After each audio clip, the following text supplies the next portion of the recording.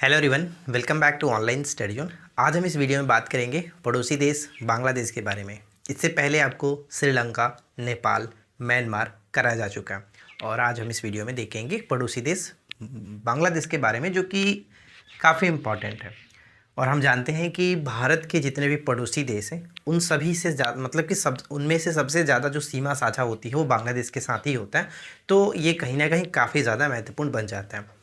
तो इस वीडियो में हम लोग बांग्लादेश से जुड़े हुए जो भी पॉइंट्स हमें जानना चाहिए, स्टैटिक से लेकर के करंट तक, जो कि हाल ही में चर्चा में रहा है, जो इंपॉर्टेंट है, वो सब इस वीडियो में देखेंगे। तो वीडियो काफ़ी इंटरेस्टिंग रहने वाली है, एंड तक बने रहिए। वीडियो पसंद आए तो लाइक एंड शेयर जरूर करिएगा, और इससे पहले बाकी के अपने तीनों वीडियोज़ को नहीं देखा है तो ज़रूर चेकआउट कर लेंगे। तो चलिए शुरू करते हैं। सबसे पहला पॉइंट्स आपका ये पूछा कि बांग्लादेश की राजधानी क्या है। तो बांग्लादेश की राजधानी होता है ढाका, ठीक है, ढाका, और जिसकी मुद्रा होती है टाका। और यहाँ पे ढाका जो है, ध्यान रखिएगा, बिम्स्टेक का मुख्यालय भी है, ठीक है, बिम्स्टेक का मुख्यालय ढाका में ही पड़ता है। ये पॉइंट इंपॉर्टेंट रहेगा, इसे याद रखिएगा। बांग्लादेश अलग कब हुआ था? तो बांग्लादेश पाकिस्तान से अलग हुआ था 26 मार्च 1971, ठीक है, 26 मार्च 1971। और विजय दिवस के रूप में कब मनाता है? 16 दिसंबर को बांग्लादेश विजय दिवस के रूप में मनाता है। ये पॉइंट इंपॉर्टेंट रहेगा, याद रखिएगा। अब यहाँ पे ये आती है बात कि बांग्लादेश का भारत के साथ जो सीमा साझा होती है टोटल कितने किलोमीटर के साथ? तो 4096, ठीक है, 4096 किलोमीटर के साथ सबसे लंबी सीमा साझा होती है। ये चीज़ ध्यान रखिएगा। अब जब लंबी सीमा साझा हो रही है तो टोटल कितने भारतीय जो राज्य हैं वो अपनी सीमा को साझा करते हैं? तो टोटल 5 राज्य हैं। वो 5 राज्य कौन कौन से हैं, इनको याद रखने के लिए मैंने छोटा सा तरीका बनाया, ट्रिक है। मेघा अब मित्र है, मेघा पहले मित्र नहीं था लेकिन मेघा अब मित्र है। तो ध्यान दीजिएगा, मेघा अब मित्र है। कैसे याद रखेंगे? है यहाँ पे साइलेंट है, इससे कोई मतलब नहीं है। मेघा का मतलब हो जाता है मेघालय, ठीक है, मेघा का मतलब मेघालय। अब देखिए यहाँ पे अब जो है इसको हम दो भागों में तोड़ते हैं। अ का मतलब हो गया असम और ब का मतलब हो गया बंगाल, ठीक है, बंगाल। अब ये मत आप कहिएगा कि अ से अरुणाचल प्रदेश भी होता है, बी से बिहार भी होगा, लेकिन अब इतने दिन से आप प्रिपरेशन कर रहे हैं तो ये तो पता ही होगा कि बिहार सटता है कि नहीं सटता है, अरुणाचल प्रदेश सटता है कि नहीं सटता है। तो थोड़ा सा मैप पे भी ध्यान रखेंगे, ठीक है। उसके बाद हम यहाँ पे देखेंगे अब मित्र है, तो मी का मतलब क्या हो गया? मिजोरम, और त्र जो आ रहा है, त्र से त्रिपुरा हो जाता है। अब यहाँ पे पूछा जाएगा कि बांग्लादेश के साथ किस भारतीय राज्य की सीमा सबसे लंबी है? तो ये हमारा है पश्चिम बंगाल। पश्चिम बंगाल की सीमा सबसे लंबी है, जो कि 2216, डायरेक्ट हम कहते हैं 2217 किलोमीटर, तो 2216.6 किलोमीटर, यानी कि 2217 किलोमीटर के साथ सबसे लंबी सीमा साझा होती है बंगाल की।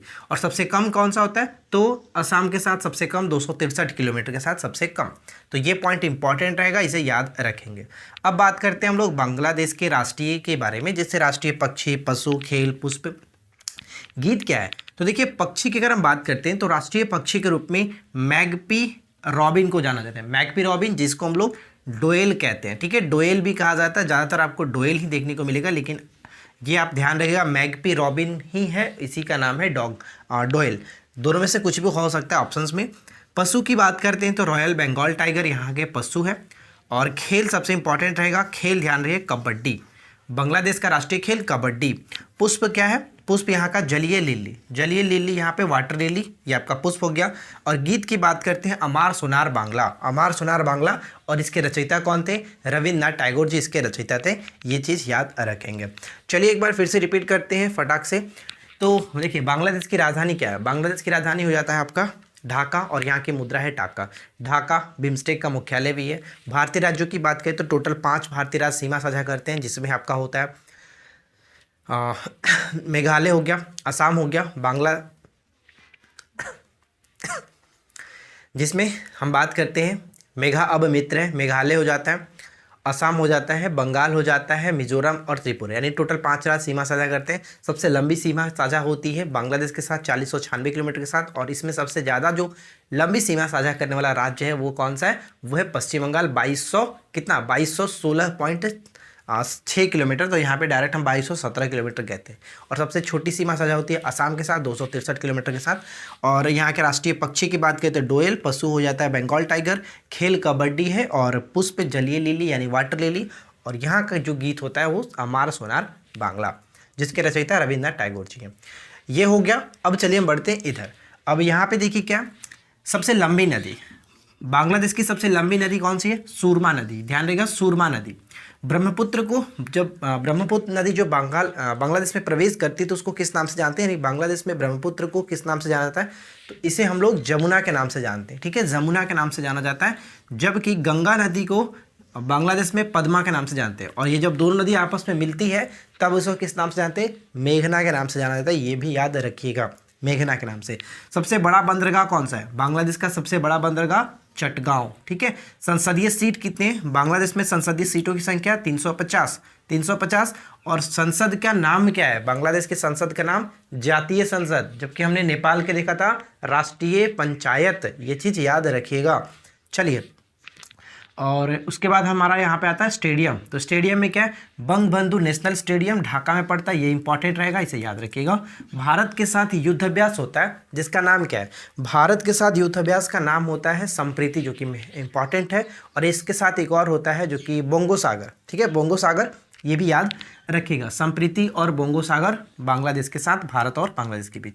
सबसे ऊंची चोटी, एकदम वीवीआई पॉइंट्स, सबसे ऊंची चोटी याद रखिएगा केओकाडोंग। केओकाडोंग ये सबसे ऊंची चोटी है, केओकाडोंग यहाँ की सबसे ऊंची चोटी है। जनजाति की बात करते हैं, जनजाति में चकमा जनजाति हो गया, एक आपका मंडी जनजाति यहाँ पे देखने को मिलता है। मंडी जनजाति हाल ही में काफ़ी चर्चा में भी रही थी, ये चीज़ ध्यान रखिएगा। और इसमें कोई दिक्कत नहीं, जैसे चलिए एक बार फिर से रिपीट कर लेते हैं ताकि आपका रिविजन्स की तरह से हो जाए और याद भी हो जाए। सबसे लंबी नदी यहाँ पे कौन सी है, सुरमा नदी। जब ब्रह्मपुत्र नदी बांग्लादेश में प्रवेश करती है तो उसे किस नाम से जाना जाता है, जमुना के नाम से जानता है। और गंगा नदी जब बांग्लादेश में जाती है तो उसे किस नाम से जानते हैं, पद्मा के नाम से जानता है। जो दोनों नदियाँ यानी कि ब्रह्मपुत्र और ये गंगा नदी आपस में मिल जाती है तो उसे बांग्लादेश में किस नाम से जानते हैं, मेघना के नाम से जाना जाता है। सबसे बड़ा बंदरगाह चटगांव होता है, संसदीय सीटों की संख्या 350 है। और इसके संसद को क्या नाम दिया गया, तो जातीय संसद। ठीक है, जातीय संसद। Stadium Bangabandhu national stadium Dhaka में पड़ता है। भारत के साथ जो युद्धाभ्यास होता है इसका नाम क्या है, संप्रीति, या फिर इसको एक और नाम दिया जाता है, मतलब एक और होता है वो बोंगो सागर होता है। ऐसा नहीं कि दोनों एक ही है, दोनों अलग अलग है, संप्रीति और बोंगो सागर। ठीक है, सबसे ऊँची चोटी क्या है, केओकाडोंग, सबसे ऊंची चोटी केओकाडोंग। और जनजाति यहाँ पे चकमा जनजाति और मंडी, ये ध्यान रखिएगा। और यहाँ पे भी दो मैंने पॉइंट्स रखा है, जैसे कि सबसे ज़्यादा यहाँ पे जो भाषा बोली जाती है वो बंगाली भाषा है, करीब 98% लोग यहाँ पे बंगाली भाषा बोलते हैं। और जब से दूसरी जब सबसे ज़्यादा बोली जा रही है यहाँ की जो भाषा है वो अंग्रेज़ी है, तो ये ध्यान रखिएगा। बंगाली भाषा को आधिकारिक दर्जा कब मिला था, 1956 में। 1956 में। विश्व की सबसे बड़ी जो डेल्टा होती है वो गंगा और ब्रह्मपुत्र नदी संयुक्त जब रूप से मिलती है तो वही दोनों नदियाँ बनाती हैं, और इसको सुंदरवन का डेल्टा के नाम से जाना जाता है। विश्व की सबसे बड़ी डेल्टा ये है। अब एक यहाँ पे मैंने नाम लिखा है दिनाजपुर। दिनाजपुर बांग्लादेश में फेमस है, क्यों, क्योंकि यहाँ पे लौह अयस्क खदान है। सबसे पहले खोजा गया लौह अयस्क खदान यही था बांग्लादेश में, दिनाजपुर में। तो ये नाम याद रहेगा, हो सकता है पूछा जा सके कि बांग्लादेश में दिनाजपुर किस लिए फेमस है, तो ये आपका हो जाता है लौह अयस्क खदान के लिए। अच्छा, ये भी पूछा था कि चटगांव किसके लिए फेमस है, तो कागज़ के लिए फेमस होता है, ध्यान रहेगा, पेपर करके ऐसे कुछ है, कागज़ के लिए ही फेमस है। मैंने एक बार बहुत पहले पढ़ा था, अचानक याद आया तो मैं आपको बता रहा हूँ कि चटगांव फेमस है जो कि कागज़ से संबंध में। चलिए, इसके बाद हम यहाँ पे बढ़ते हैं। अब यहाँ पे देखिए हम बात करते हैं आंतरिक नदियाँ। अब आंतरिक नदियाँ का मतलब क्या हुआ, जैसे कि ये दो जो नदी आप देख रहे हैं संगू और हल्दा, ये बांग्लादेश में ही उत्पन्न होती है और बांग्लादेश में ही समाप्त हो जाती है, इसलिए इसको आंतरिक नदियाँ कहा जाता है, संगू और हल्दा। ठीक है, संगू और हल्दा दोनों बांग्लादेश में ही उत्पन्न होती है और बांग्लादेश में ही समाप्त हो जाती है, इसलिए इसको कहा जाता है आंतरिक नदियाँ। राइट। अब यहाँ पे कुछ इंपॉर्टेंट न्यूज़ से ध्यान रखिएगा, जैसे कि वर्तमान में यहाँ पे राष्ट्रपति कौन है, मोहम्मद अब्दुल हामिद। मोहम्मद अब्दुल हामिद यहाँ के वर्तमान में राष्ट्रपति हैं। और यहाँ के वर्तमान प्रधानमंत्री कौन है, शेख हसीना। ठीक है, शेख हसीना वर्तमान में प्रधानमंत्री हैं। पहले राष्ट्रपति कौन थे यहाँ के, तो पहले राष्ट्रपति थे शेख मुजीबुर रहमान। शेख मुजीबुर रहमान पहले राष्ट्रपति। और शेख मुजीबुर रहमान के जीवन पर ही आधारित अभी भारत और बांग्लादेश के साथ मिलकर के मतलब एक फिल्म बनाई जा रही है, जिसके निर्देशक कौन है, तो श्याम बेनेगल। ये क्वेश्चंस पूछा जाता है, श्याम बेनेगल, ये ध्यान रखिएगा। इसके बाद है कि यहाँ के पहले प्रधानमंत्री कौन थे, तो पहले प्रधानमंत्री थे ताजुद्दीन अहमद। ताजुद्दीन अहमद। अब यहाँ पे न्यूज़ से रिलेटेड कुछ पॉइंट्स है, जैसे कि वासिफा नाजरीन हाल ही में चर्चा में है। वासिफा नाजरीन क्योंकि दुनिया की दूसरी सबसे ऊंची चोटी K2 पर फतह करने वाली ये पहली बांग्लादेशी महिला बन चुकी हैं, तो ध्यान रहेगा वासिफा नाजरीन। वासिफा नाजरीन लिटिल गुरु ऐप हाल ही में लॉन्च किया गया था बांग्लादेश में, जो कि संस्कृत को शिक्षा देने के लिए, संस्कृत सिखाने के लिए बांग्लादेश में लिटिल गुरु ऐप को लॉन्च किया गया था। तो ये पूछा जा सकता है कि लिटिल गुरु ऐप का संबंध किस है, तो बांग्लादेश के साथ कार्य क्या है, तो संस्कृत सिखाने के लिए इसको बांग्लादेश में लॉन्च किया गया था, राइट। हाल ही में फेनी नदी भी काफ़ी चर्चा में था। फेनी नदी पर भारत और बांग्लादेश के बीच मैत्री बांध बनाया जाने की बात कही गई थी। फेनी नदी आपको पता होगा काफ़ी चर्चा में था, तो फेनी बांध ये ध्यान रहेगा। और कुसियारा जो नदी है, पूछा जा सकता है कि कुसियारा नदी किसकी सहायक नदी है, ये बराक नदी की सहायक नदी है। और ये चर्चा में इसलिए है, इसलिए भी इंपॉर्टेंट है क्योंकि ये भारत और बांग्लादेश के बीच सीमा का हिस्सा है, ठीक है, सीमा का हिस्सा कुसियारा नदी बराक नदी की सहायक नदी है।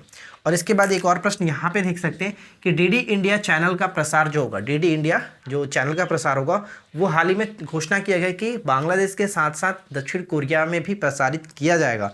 तो ये भी इंपॉर्टेंट है, बांग्लादेश इस तरह से ध्यान रखेंगे, ठीक है फ्रेंड्स। तो अब मुझे नहीं लगता है कि कोई भी प्रश्न छूट रहा है या फिर बांग्लादेश से संबंधित और कोई पॉइंट्स आपको ध्यान में रखना है। फिर भी अगर कोई पॉइंट्स छूटे तो आप नीचे ज़रूर कमेंट करें, हम उसको पिन करेंगे ताकि सभी लोगों को उसका लाभ मिल सके।